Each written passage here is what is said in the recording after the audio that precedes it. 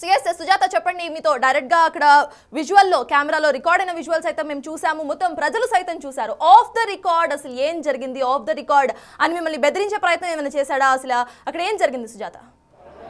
సతాజ్ ఎవరైతే చారి అనే వ్యక్తి ఆత్మహత్య చేసుకొని చనిపోయాడో దాని మీద తీన్మార్ మల్లన్న ఆ పాయింట్ ఆఫ్ వ్యూని తీసుకోవడానికి అక్కడికి వెళ్ళినప్పుడు తన ఇంటి దగ్గరికి వెళ్ళినా కానీ సెక్యూరిటీ తీన్మార్ మల్లన్న పర్మిషన్ తీసుకొని పైకి పంపిస్తాము అని చెప్పేసి చెప్పారు. అయితే తీన్మార్ మల్లన్నకి కాల్ చేశారు. మొదట వాళ్ళ భార్య లిఫ్ట్ చేసింది.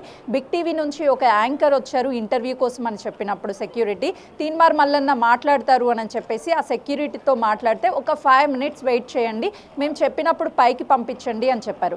ఆ తర్వాత అక్కడికి వెళ్ళగానే ఒక పర్సన్ని పంపించి తన ఫ్లోర్ వరకు అంటే తన ఇంటిలో కూడా నన్ను తీసుకువెళ్ళారు. తీసుకెళ్ళాక నేను తనతో ఇంటరాక్షన్ అయ్యాను.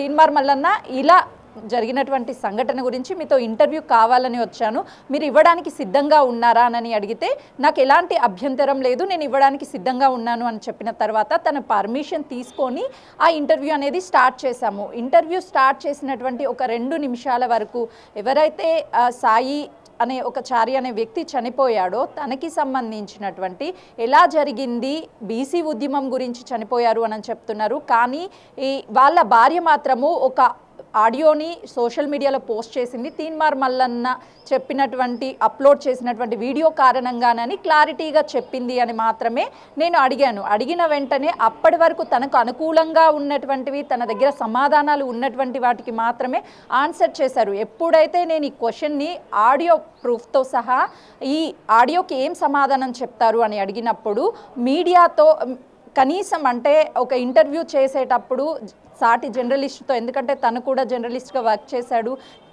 తోటి జర్నలిస్ట్తో ఎట్లా మాట్లాడాలనేది కూడా మర్చిపోయి ఇష్టాను ప్రకారము మీడియాని దుర్భాషలు ఆడుతూ అదేవిధంగా తను కొన్ని పదాలని నేను అక్కడ వింటుంటేనే నాకు చాలా ఇబ్బందికరంగా అనిపించింది. అంటే ఇదే నా తోటి జర్నలిస్ట్కి ఒక జర్నలిస్ట్ ఇచ్చేటువంటి విలువ, ఎక్కడున్నాము, ఇంకా ఎలాంటి ఎథిక్స్లో మనం ఉన్నాము అని చెప్పేసి నాకే చాలా చిన్నగా అనిపించింది.